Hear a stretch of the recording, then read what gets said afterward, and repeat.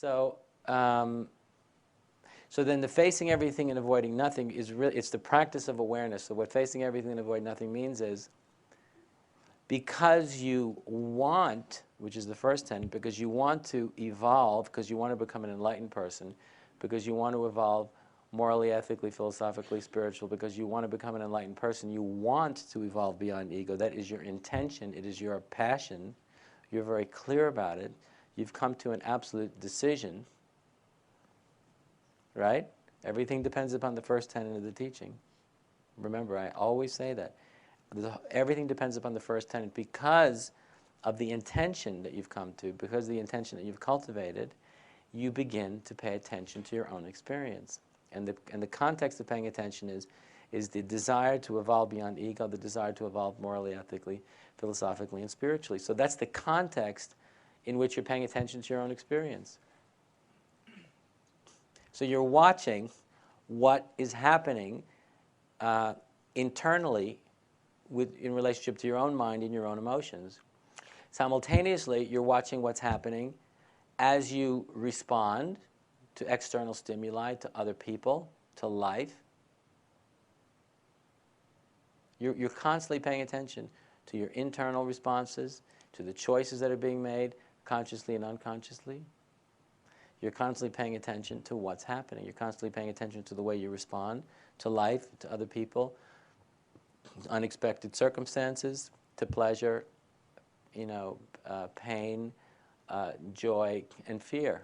You're always paying attention, seeing what's happening. So you're always monitoring what's happening. And the reason you're doing it is because you're actually interested, and this is the key. Yeah.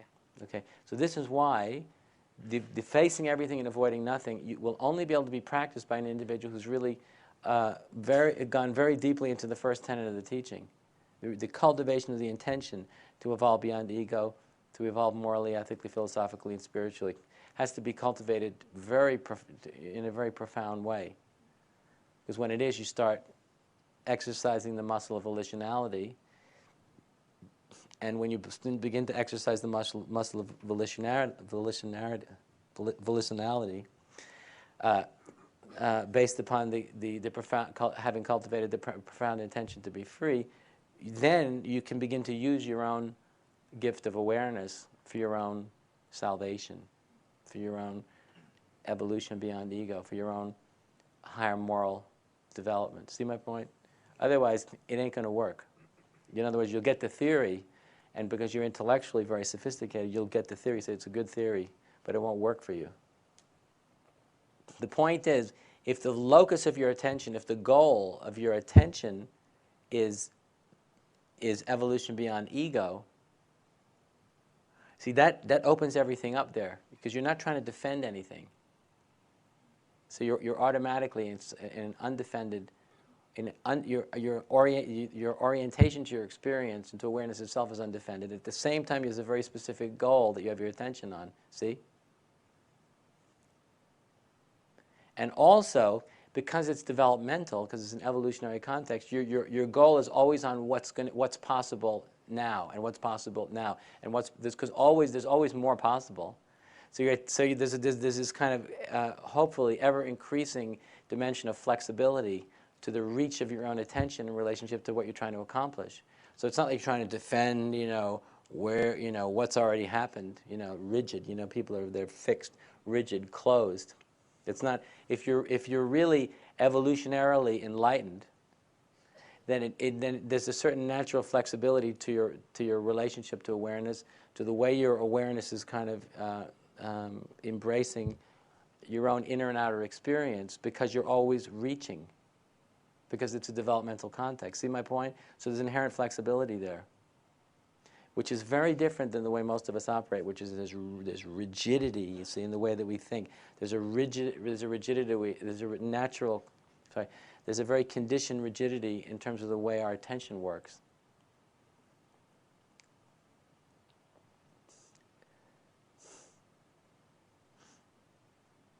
Okay, so also when you say facing everything and avoiding nothing, if you're facing everything and avoiding nothing, you are going to start noticing things on the both extremes of the spectrum of possibility.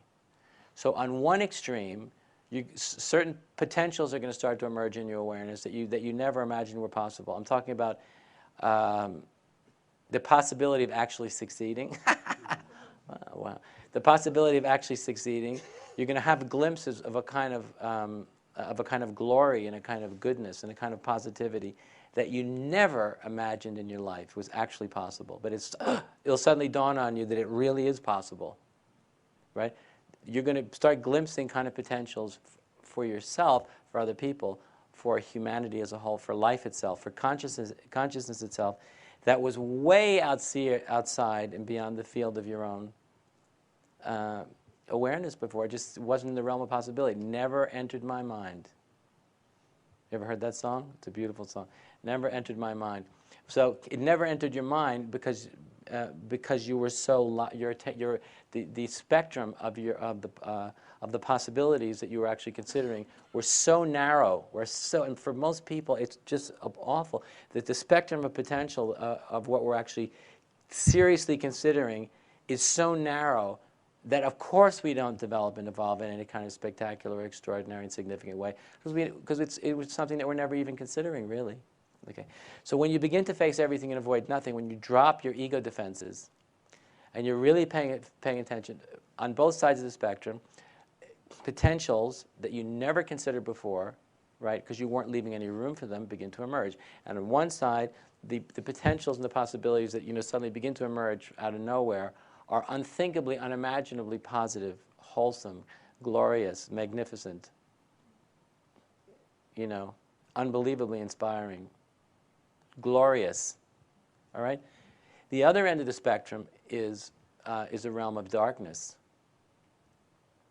So then because you're facing everything and avoid nothing, you're also not avoiding, the lower structures, the lower level structures, in the human psyche that exist in all of us, and a lot of it is not very pleasant. A lot of it is very frightening, shocking, horrible, humiliating, embarrassing. All these things, all these lower structures exist within us, right?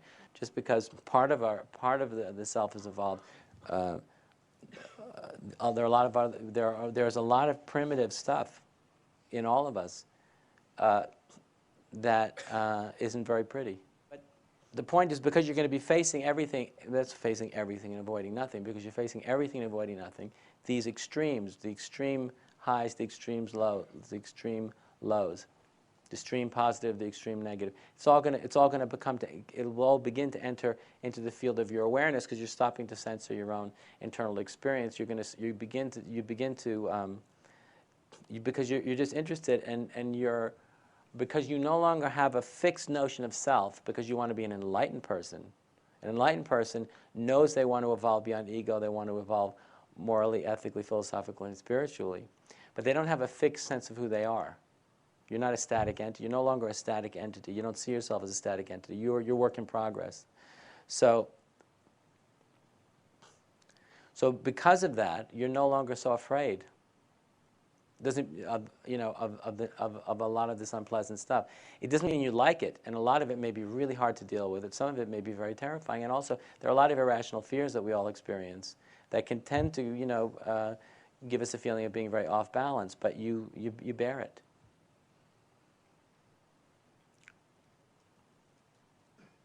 So the individual who practices facing everything and avoiding nothing is an individual who gets to know themselves very, very well. The individual who authentically begins the practice of facing everything and avoiding nothing gets to know themselves very, very well. Nobody can know themselves perfectly, and there's always going to be parts of ourselves that we don't know very well. There's always going to be areas of ourselves that we're just incapable of seeing objectively. That's just the way it is. I don't care who it is. I don't care who we're talking about. But with that being said, at least to a large degree, to a significant degree, to an important degree, you're going to start to get to know yourself pretty well. And once again, it's not going to be perfect. And there's going to be holes, blind spots. But if you're very serious about this, the blind spots are not going to be important ones.